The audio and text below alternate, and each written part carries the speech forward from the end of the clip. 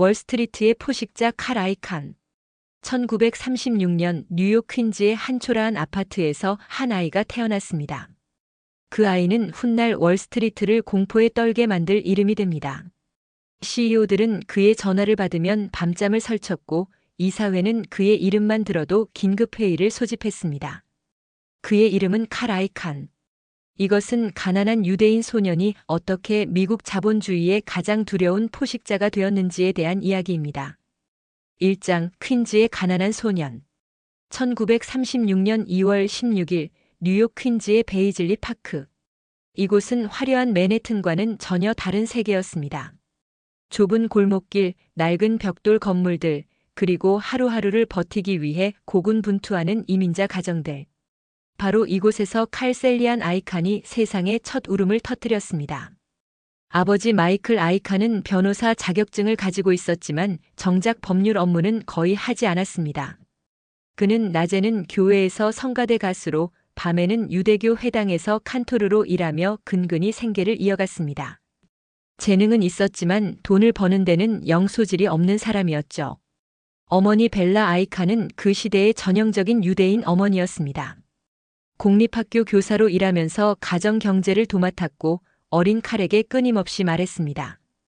칼, 이 세상에서 살아남으려면 공부밖에 없어. 공부해서 남 위에 서야 해. 어린 칼은 이 말을 뼛속 깊이 새겼습니다. 하지만 그가 나중에 남 위에 서는 방식은 어머니가 상상했던 것과는 완전히 달랐습니다. 아이칸 가정은 가난했습니다. 아니, 가난하다는 표현으로는 부족했습니다. 칼은 훗날 이렇게 회고했습니다. 우리 집은 항상 돈 문제로 싸웠어요. 아버지는 예술가 기질이 있었고 어머니는 현실주의자였죠. 그 둘은 절대 맞을 수가 없었어요. 부모의 끊임없는 다툼 속에서 어린 칼은 한 가지 교훈을 얻었습니다. 돈이 없으면 인생이 비참해진다는 것. 그리고 또 한 가지, 약해 보이면 짓밟힌다는 것. 퀸즈의 거리는 험했습니다. 유대인이라는 이유로 괴롭힘을 당하기 일쑤였고 덩치 큰 아이들에게 맞는 일도 허다했습니다. 하지만 칼은 굴복하지 않았습니다. 주먹으로 안 되면 머리로, 머리로 안 되면 끈기로. 그는 절대 물러서지 않는 법을 배웠습니다. 학교에서 칼은 두 가지로 유명했습니다. 첫째, 놀라울 정도로 뛰어난 두뇌. 둘째, 누구와도 타협하지 않는 완고한 성격. 그의 IQ는 또래보다 월등히 높았습니다. 특히 수학과 논리에서 천재적인 재능을 보였죠. 하지만 그는 공부벌레 타입이 아니었습니다. 오히려 그 반대였습니다. 수업 시간에 선생님과 논쟁을 벌이는 것을 즐겼고 권위에 쉽게 고개를 숙이지 않았습니다. 왜 그래야 하는데요? 이 질문은 어린 칼의 트레이드 마크가 되었습니다. 그리고 이 질문은 훗날 월스트리트의 CEO들을 괴롭히는 그의 무기가 됩니다. 고등학교 시절 칼의 삶에 한 가지 빛이 있었습니다. 바로 체스였습니다. 그는 체스에 미쳤습니다. 밤새 체스 책을 읽고 공원에서 노인들과 대국을 벌이고 학교 체스 클럽을 이끌었습니다. 체스는 그에게 단순한 게임이 아니었습니다. 그것은 전쟁이었습니다. 상대의 심리를 읽고 약점을 파악하고 결정적인 순간에 치명타를 날리는 기술. 칼은 체스판에서 한 수 한 수를 둘 때마다 인생의 전략을 배워갔습니다. 그는 체스에서 중요한 원칙 하나를 깨달았습니다. 게임에서 이기려면 남들이 보지 못하는 수를 봐야 한다. 그리고 상대가 예상하지 못하는 순간에 공격해야 한다. 이 원칙은 훗날 그의 투자 철학의 핵심이 됩니다. 1952년 칼 아이칸은 프린스턴 대학교에 입학합니다. 가난한 퀸즈의 소년에게 아이비리그 입학은 기적과도 같은 일이었습니다. 하지만 칼에게 프린스턴은 새로운 전쟁터였습니다. 프린스턴에서 칼은 철학을 전공했습니다. 왜 철학이었을까요? 그는 훗날 이렇게 말했습니다. 나는 모든 것에 의문을 품고 싶었어요. 왜 세상은 이렇게 돌아가는가? 왜 어떤 사람은 부자이고 어떤 사람은 가난한가? 진짜 가치란 무엇인가? 철학은 그런 질문에 답을 찾게 해줬죠. 하지만 프린스턴에서의 생활은 녹록지 않았습니다. 대부분의 학생들은 부유한 가정 출신이었고 칼은 여전히 가난한 퀸즈의 아이였습니다. 그는 용돈을 벌기 위해 학생들을 상대로 포커 게임을 벌였습니다. 그리고 여기서도 그의 재능이 빛났습니다. 포커에서 중요한 건 카드가 아니야. 상대의 눈을 읽는 거지. 칼은 포커로 상당한 돈을 벌었습니다. 하지만 더 중요한 건 그가 사람을 읽는 법을 배웠다는 것입니다. 상대가 허세를 부리는지, 진짜 좋은 패를 쥐고 있는지, 불안해하는지, 자신만만한지. 이 기술은 훗날 협상 테이블에서 CEO들을 상대할 때 결정적인 무기가 됩니다. 1957년 칼은 프린스턴을 졸업합니다. 철학 학위를 손에 들고 세상에 나온 그는 중대한 결정의 기로에 섭니다. 어머니 벨라는 아들이 의사가 되기를 원했습니다.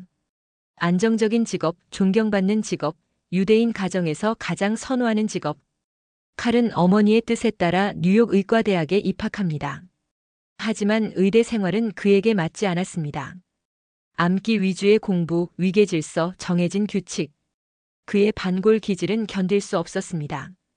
결국 2년 만에 그는 의대를 중퇴합니다. 어머니는 실망했습니다. 하지만 칼은 이미 다른 곳을 바라보고 있었습니다. 그곳은 바로 월스트리트였습니다. 2장, 월스트리트의 문을 두드리다. 1961년 25살의 칼 아이칸은 월스트리트에 발을 디뎠습니다. 손에 쥔 건 $4,000가 전부였습니다. 군 복무 중 포커로 번 돈이었죠. 그가 처음 취직한 곳은 드레이피스 앤 컴퍼니. 견습 브로커로 시작한 그는 주식의 세계에 빠르게 적응했습니다. 하지만 단순히 고객의 주문을 처리하는 일에는 금세 실증이 났습니다. 나는 남의 돈으로 남의 거래를 처리하는 게 아니라 내 돈으로 내 게임을 하고 싶었어요. 칼은 옵션 거래에 주목했습니다. 1960년대의 옵션 시장은 지금과 달리 미개척 영역이었습니다. 대부분의 투자자들은 옵션을 이해하지 못했고 그래서 기회가 있었습니다. 칼은 옵션의 구조를 파고들었습니다. 밤새 공부하고 가격 모델을 분석하고 시장의 비효율성을 찾았습니다. 그리고 그는 발견했습니다. 시장에는 가격이 제대로 책정되지 않은 옵션들이 넘쳐난다는 것을.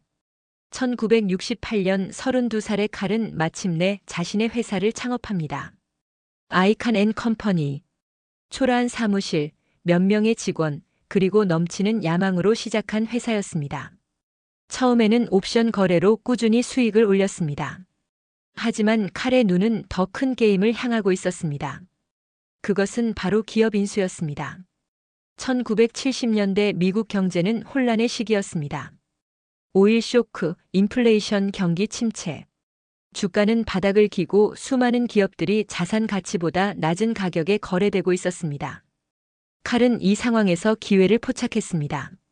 만약 회사의 자산 가치가 100인데 주식 시장에서 50에 거래된다면 그 주식을 사서 회사를 쪼개면 돈을 벌 수 있지 않을까? 이것이 바로 기업 사냥의 시작이었습니다. 그의 첫 번째 타깃은 테피스라는 작은 부동산 회사였습니다. 이 회사는 뉴욕에 여러 건물을 보유하고 있었는데 주가는 자산 가치의 절반도 되지 않았습니다. 칼은 조용히 지분을 사들였습니다. 5%, 10%, 15%. 그리고 지분이 충분히 쌓이자 그는 경영진에게 전화를 걸었습니다. 안녕하세요. 저는 칼 아이칸입니다. 귀사의 지분을 상당량 보유하고 있습니다. 만나서 이야기할 수 있을까요? 경영진은 당황했습니다. 도대체 이 젊은이가 누구지? 그가 뭘 원하는 거지? 칼이 원한 건 간단했습니다. 회사가 보유한 부동산을 팔아서 주주들에게 배당하라는 것. 그렇지 않으면 자신이 직접 경영권을 가져오겠다는 것. 경영진은 거부했습니다. 하지만 칼은 물러서지 않았습니다. 그는 다른 주주들에게 편지를 보내기 시작했습니다. 경영진은 여러분의 돈을 낭비하고 있습니다. 그들은 자신들의 자리를 지키는 데만 관심이 있습니다. 우리가 힘을 합치면 바꿀 수 있습니다. 이것은 당시로서는 혁명적인 전술이었습니다. 주주들이 경영진에게 대들다니. 하지만 칼의 논리는 설득력이 있었습니다. 회사의 자산이 100억인데 왜 주가는 50억인가? 경영진이 무능하거나 태만하기 때문 아닌가? 결국 테피스 경영진은 항복했습니다. 회사는 구조조정을 단행했고 칼은 상당한 수익을 거뒀습니다. 이것은 시작에 불과했습니다. 칼 아이칸이라는 이름이 월스트리트에 조금씩 알려지기 시작했습니다. 그리고 그 이름 뒤에는 항상 같은 수식어가 따라붙었습니다. 기업 사냥꾼. 3장 사냥꾼의 무기. 칼 아이칸의 사냥 방식은 정교했습니다. 그것은 마치 체스와 포커를 결합한 게임 같았습니다. 첫 번째 단계는 타깃 선정이었습니다. 칼은 저평가된 기업을 찾았습니다. 주가가 자산 가치보다 낮은 회사, 현금이 많은데 주가가 낮은 회사, 경영이 비효율적인 회사. 그는 재무제표를 파고들어 숨겨진 가치를 찾아냈습니다. 대부분의 투자자들은 숫자만 봅니다. 하지만 나는 숫자 뒤에 숨은 이야기를 봅니다. 왜 이 회사는 저평가되었는가? 무엇이 가치를 가로막고 있는가? 그 장애물을 제거하면 어떻게 되는가? 두 번째 단계는 조용한 매집이었습니다. 칼은 목표 기업의 주식을 서서히 사들였습니다. 시장에 들키지 않게, 가격을 올리지 않게. 2단계에서 인내심이 필요했습니다. 세 번째 단계는 공개 선언이었습니다. 지분이 5%를 넘으면 SEC에 보고해야 했습니다. 이 순간 칼의 존재가 시장에 알려졌습니다. 그리고 대개 이때부터 전쟁이 시작되었습니다. 네 번째 단계는 압박이었습니다.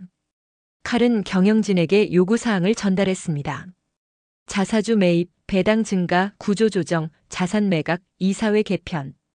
때로는 협상으로, 때로는 위협으로. 저는 협력적인 사람입니다. 하지만 경영진이 주주 이익을 무시한다면 저는 싸울 준비가 되어 있습니다. 다섯 번째 단계는 결말이었습니다. 두 가지 결과 중 하나. 경영진이 굴복하여 칼의 요구를 받아들이거나 회사가 칼의 지분을 프리미엄을 붙여 매입하거나 어느 쪽이든 칼은 돈을 벌었습니다. 이 전략은 그린메일이라고 불렸습니다. 경영진 입장에서 보면 일종의 협박이었죠. 우리 주식을 비싸게 사가지 않으면 당신들 자리를 뺏겠다. 비평가들은 이것을 합법적인 갈취라고 비난했습니다. 하지만 칼에게는 다른 논리가 있었습니다. 저는 주주입니다. 주주는 회사의 진짜 주인입니다. 경영진은 주주를 위해 일해야 합니다. 그런데 현실은 어떤가요? 경영진은 자신들의 연봉과 특권을 위해 일합니다. 저는 그 불균형을 바로잡는 것뿐입니다. 이 논리는 묘하게 설득력이 있었습니다. 그리고 많은 경우 칼의 개입 후 회사 주가는 올랐습니다. 물론 그 과정에서 직원들이 해고되고 사업부가 매각되고 많은 고통이 따랐지만 1970년대 후반 칼 아이칸은 이미 월스트리트에서 주목받는 인물이 되었습니다. 하지만 그는 아직 배고팠습니다. 그는 더 큰 사냥감을 원했습니다. 그리고 1985년 그 사냥감이 나타났습니다. 그것은 미국의 상징과도 같은 기업이었습니다. 트랜스월드 항공, TWA. 사장 하늘을 삼키다, TWA 인수. 트랜스월드 항공. 1985년 당시 TWA는 미국에서 가장 역사 깊은 항공사 중 하나였습니다. 한때 하워드 휴즈가 소유했던 전설적인 회사. 대서양 노선의 강자. 미국 항공산업의 자존심. 하지만 1980년대의 TWA는 위기에 빠져 있었습니다. 규제 완화로 경쟁이 치열해졌고 비용 구조는 비효율적이었고 노조와의 갈등은 끊이지 않았습니다. 주가는 바닥을 기고 있었고 회사는 거의 파산 직전이었습니다. 칼 아이칸은 기회를 봤습니다. 그는 TWA 지분을 사들이기 시작했습니다. 조용히 그러나 착실하게. 그의 움직임이 감지되었을 때 시장은 술렁였습니다. 칼 아이칸이 TWA를 노린다고. 그가 미국의 항공사를 인수하려 한다고. TWA 경영진은 필사적으로 저항했습니다. 그들은 칼을 기업 약탈자라고 비난했습니다. 항공산업을 전혀 모르는 투기꾼이 신성한 회사를 망치려 한다고. 하지만 칼은 거침이 없었습니다. 그는 적대적 인수를 감행했습니다. 주주들에게 직접 제안을 던졌습니다. 현 경영진보다 더 높은 가격을 지불하겠다고. 그리고 여기서 반전이 일어났습니다. TWA의 노조가 칼 아이칸 편에 선 것입니다. 놀라운 일이었습니다. 보통 노조는 기업 사냥꾼을 적으로 여깁니다. 인수 후 구조 조정이 따르면 해고당하는 건 노동자들이니까요. 하지만 TWA 노조는 계산이 달랐습니다. 현 경영진 아래서는 어차피 회사가 망할 것 같았습니다. 차라리 새 주인과 협상하는 게 나았습니다. 칼은 노조와 거래를 맺었습니다. 일정 기간 동안 해고를 하지 않겠다. 대신 노조는 임금 삭감을 받아들인다. 양측 모두 살아남기 위한 선택이었습니다. 1985년 칼 아이칸은 마침내 TWA를 손에 넣었습니다. 그의 인생에서 가장 큰 딜이었습니다. 그는 이제 단순한 투자자가 아니었습니다. 그는 거대 기업의 CEO가 되었습니다. 하지만 여기서 이야기가 해피엔딩으로 끝나지 않습니다. 칼 아이칸은 경영자로서 처참하게 실패했습니다. 그는 항공산업을 몰랐습니다. 비행기를 운영하고 노선을 관리하고 승객 서비스를 개선하는 것은 그의 영역이 아니었습니다. 그의 재능은 숫자를 보고 가치를 찾는 것이었지 회사를 직접 운영하는 것이 아니었습니다. 그는 TWA의 자산을 팔아치우기 시작했습니다. 런던 히드로 공항의 슬롯을 아메리칸 항공에 팔았습니다. 가장 수익성 있는 자산을 현금화한 것이죠.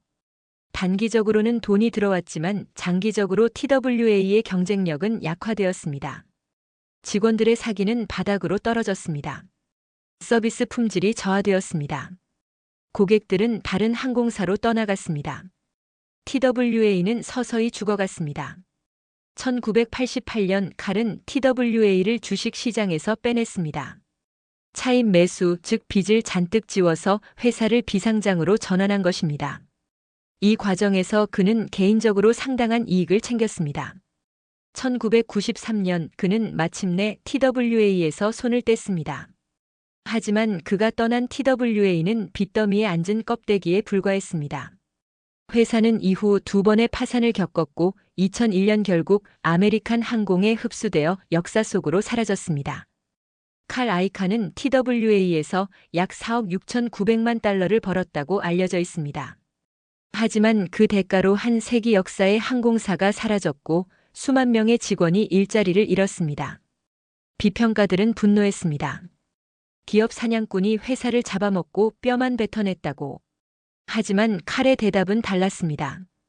TWA는 어차피 망할 회사였습니다. 저는 몇 년이라도 생명을 연장시켰을 뿐입니다. 진짜 문제는 경쟁력을 잃은 경영진과 시대에 뒤떨어진 노조 계약이었습니다. 진실은 아마 그 사이 어딘가에 있을 것입니다. TWA 인수는 칼 아이칸의 가장 논쟁적인 딜로 남았습니다. 그리고 이 경험은 그에게 중요한 교훈을 남겼습니다. 나는 경영자가 아니다. 나는 투자자다. 이후 칼 아이칸은 직접 회사를 운영하는 일에서 한 발 물러섰습니다. 그는 자신의 강점에 집중하기로 했습니다. 저평가된 기업을 찾고 경영진을 압박하고 가치를 실현하는 것. 그것이 그의 게임이었습니다. 5장 전설의 투자자가 되다. 1990년대와 2000년대 칼 아이칸은 더 이상 단순한 기업 사냥꾼이 아니었습니다. 그는 행동주의 투자자로 재탄생했습니다. 이름은 바뀌었지만 본질은 같았습니다. 저평가된 기업의 지분을 사고 경영진의 변화를 요구하고 가치가 오르면 팔아서 수익을 실현하는 것. 하지만 그의 스케일은 완전히 달라졌습니다. 그는 이제 미국에서 가장 큰 기업들을 상대하고 있었습니다. 텍사코, 네이비스타, 마벨, 블록버스터, 모토로라, 야후. 리스트는 끝없이 이어졌습니다. 그의 방식은 일관되었습니다. 회사의 문제점을 정확히 짚고 해결책을 제시하고 경영진이 거부하면 주주들을 동원해 싸우는 것. 2000년대 중반 칼의 순자산은 수십억 달러에 달했습니다. 그는 포브스 부자 순위의 상위권에 이름을 올렸습니다. 퀸즈의 가난한 소녀는 이제 미국에서 가장 부유한 사람들 중 하나가 되었습니다. 하지만 돈이 전부는 아니었습니다. 칼이 진정으로 즐긴 것은 게임 그 자체였습니다. 저는 돈을 위해 이 일을 하는 게 아닙니다. 물론 돈은 좋죠. 하지만 진짜 재미는 싸움에 있습니다. 상대의 약점을 찾고 전략을 세우고 승리하는 것. 그게 제 삶의 의미입니다. 2013년 칼 아이칸은 새로운 타깃을 발견했습니다. 당시 세계에서 가장 가치 있는 기업 중 하나. 스티브 잡스가 남긴 유산. 애플이었습니다. 6장 팀 쿡을 흔들다 애플과의 대결. 2013년 애플은 스티브 잡스 사후 팀 쿡의 리더십 아래 안정적인 성장을 이어가고 있었습니다. 아이폰은 여전히 세계를 지배했고 회사는 현금을 쌓아가고 있었습니다. 문자 그대로 쌓아가고 있었죠. 애플의 현금 보유액은 1,500억 달러를 넘었습니다. 칼 아이칸은 이 현금 더미를 보고 군침을 흘렸습니다. 세상에, 이게 대체 뭔가요? 1,500억 달러를 그냥 쌓아놓고 있다고. 이 돈으로 뭘 하고 있는 거죠? 주주들 것인데. 그는 애플 주식을 사들이기 시작했습니다. 그리고 트위터를 통해 세상에 알렸습니다. 대규모 애플 포지션을 취함. 팀 쿡과 대화 중. 저평가라고 생각함.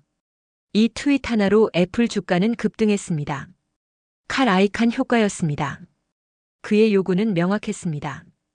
애플이 자사주 매입을 대폭 늘려야 한다는 것. 현금을 쌓아놓는 것은 주주가치 파괴라는 것. 그 돈으로 주식을 사들여 주가를 올려야 한다는 것. 팀 쿡은 곤란한 상황에 빠졌습니다. 칼 아이칸을 무시할 수도 없었고 그의 요구를 전부 들어줄 수도 없었습니다. 칼은 압박을 높였습니다. 그는 언론 인터뷰에 나가서 애플을 칭찬하면서도 경영진을 은근히 비판했습니다. 그는 주주 제한을 통해 자사주 매입 확대를 공식적으로 요구했습니다. 그는 CNBC에 출연해서 팀 쿡과 공개적으로 설전을 벌였습니다. 팀은 좋은 사람이에요. 하지만 좋은 사람이 항상 좋은 결정을 내리는 건 아니죠. 이것은 전형적인 칼 아이칸 스타일이었습니다. 당근과 채찍을 동시에 사용하는 것. 상대를 칭찬하면서 압박하는 것. 결국 애플은 자사주 매입 프로그램을 확대했습니다. 칼의 요구를 전부 받아들인 것은 아니었지만 분명히 그의 영향이 있었습니다. 칼은 2016년 애플 주식을 전량 매도했습니다. 그는 약 20억 달러의 수익을 실현했다고 알려졌습니다. 3년 만에 상당한 수익이었죠. 하지만 그가 팔고 나서 애플 주가는 더 올랐습니다. 많이 올랐습니다. 만약 그가 계속 들고 있었다면 수십 배의 수익을 올렸을 것입니다. 이것은 칼 아이칸의 한계를 보여주는 사례이기도 합니다. 그는 저평가된 가치를 찾는 데는 천재적이었지만 장기적인 성장 스토리를 믿는 데는 인내심이 부족했습니다. 그래도 그는 개의치 않았습니다. 후회는 하지 않아요. 20억 달러 벌었으면 된 거죠. 인생은 계속되니까. 7장 세기의 대결 허벌라이프 전쟁. 2012년 12월 월스트리트는 역사상 가장 드라마틱한 대결을 목격했습니다. 한쪽에는 칼 아이칸, 76살의 전설적인 투자자. 다른 한쪽에는 빌 에크먼, 46살의 떠오르는 스타 헤지펀드 매니저. 그리고 중앙에는 허벌라이프, 건강보조식품을 판매하는 다단계 회사. 전쟁의 시작은 빌 에크먼의 공격이었습니다. 그는 3시간에 걸친 프레젠테이션에서 허벌라이프가 피라미드 사기라고 주장했습니다. 제품이 아니라 신규 판매원 모집으로 돈을 버는 구조라고. 회사는 결국 붕괴할 것이라고. 그는 10억 달러 규모의 공매도 포지션을 쌓았습니다. 주가는 폭락했습니다. 빌 에크먼은 승리를 자신했습니다. 하지만 그는 한 가지를 예상하지 못했습니다. 칼 아이칸의 등장을. 칼은 허벌라이프 주식을 사들이기 시작했습니다. 그리고 CNBC 생방송에서 빌 에크먼과 전화 설전을 벌였습니다. 이 장면은 월스트리트 역사에 남을 명장면이 되었습니다. 빌, 나는 당신을 30년 전부터 알았어요.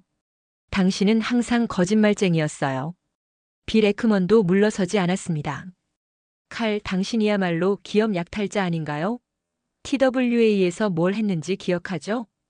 두 억만장자가 생방송 TV에서 서로를 모욕하는 광경에 온 세상이 경악했습니다. 앵커는 어쩔 줄 몰라 했고 시청률은 치솟았습니다. 하지만 이것은 쇼가 아니었습니다. 수십억 달러가 걸린 진짜 전쟁이었습니다. 칼은 왜 허벌라이프를 샀을까요? 그가 다단계 비즈니스 모델을 지지해서? 아니었습니다. 그는 빌 에크먼을 짓밟고 싶었던 것입니다. 칼과 빌 사이에는 오랜 악연이 있었습니다. 2000년대 초 두 사람은 할만 인더스트리라는 회사를 놓고 거래를 했다가 사이가 틀어졌습니다. 빌은 칼이 자신을 속였다고 믿었고 칼은 빌이 거래를 망쳤다고 믿었습니다. 이제 둘은 허벌라이프를 전쟁터로 삼아 정면 충돌했습니다. 전쟁은 수년간 이어졌습니다. 빌 에크먼은 허벌라이프를 무너뜨리기 위해 모든 수단을 동원했습니다. 로비스트를 고용하고 정치인들에게 압력을 넣고 미디어 캠페인을 벌였습니다. 칼 아이칸은 묵묵히 지분을 늘렸습니다. 그의 지분율은 25%를 넘어섰습니다. 주가가 떨어질 때마다 더 샀습니다. 2018년 빌 에크먼은 마침내 항복을 선언했습니다. 그는 허벌라이프 공매도 포지션을 정리했습니다. 그가 입은 손실은 약 10억 달러로 추정되었습니다.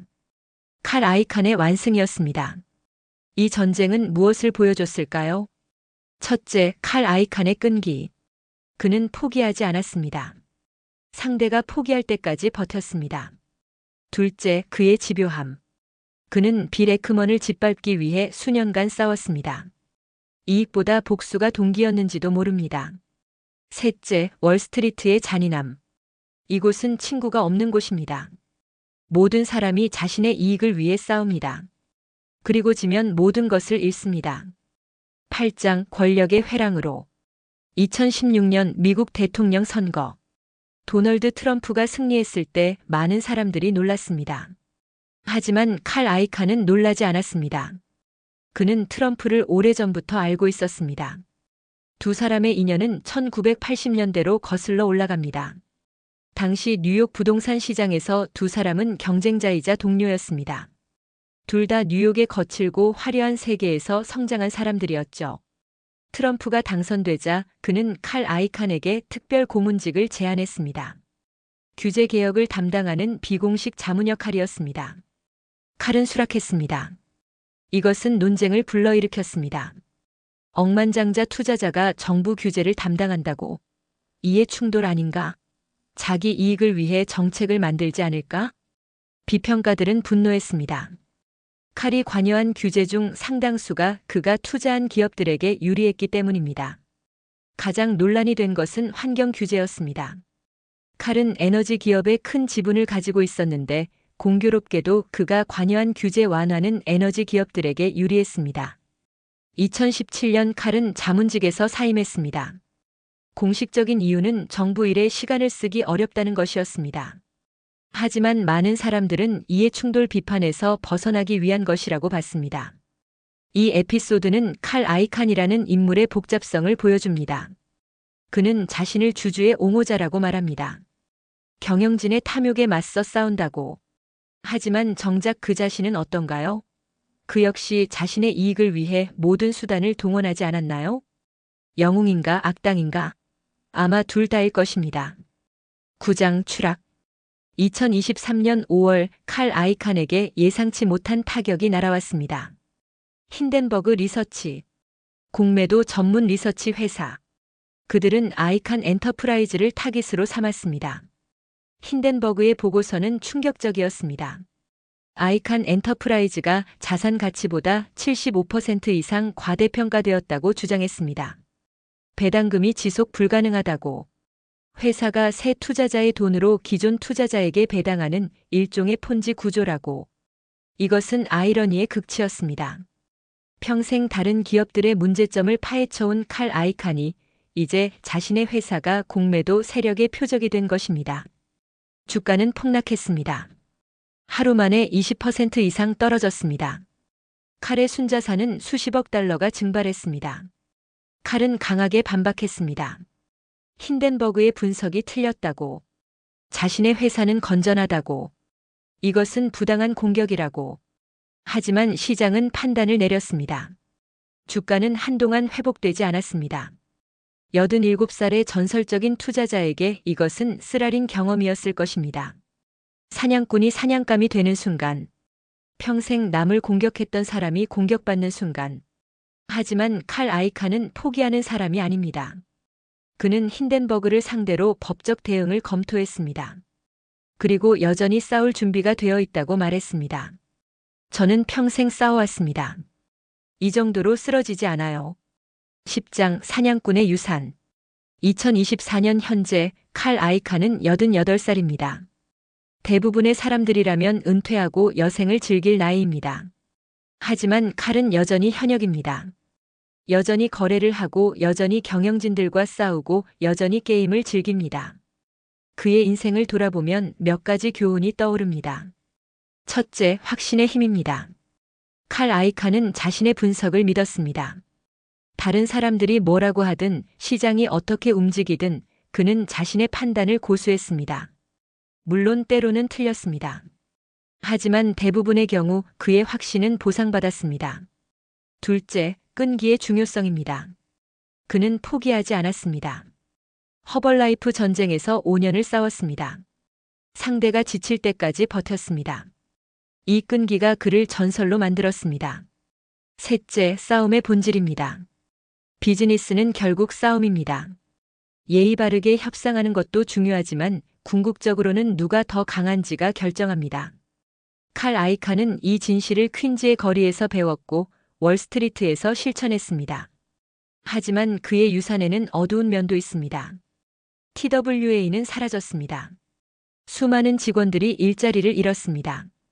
그가 가치를 실현한다고 말한 회사들 중 상당수가 구조조정과 해고의 고통을 겪었습니다.